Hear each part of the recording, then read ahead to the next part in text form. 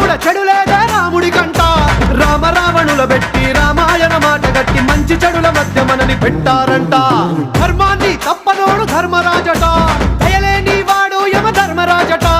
వీడి బాట నడవకుంటే వాడి వేటు తప్పదంటూ ఈ బతుకును నాటకంగా ఆడిస్తున్నారంట. రంగా రంగా రంగస్థలాన ఆడడానికంటే ముందు సాధనంటూ చెయ్యలేని ఆట బొమ్మలవు అంట.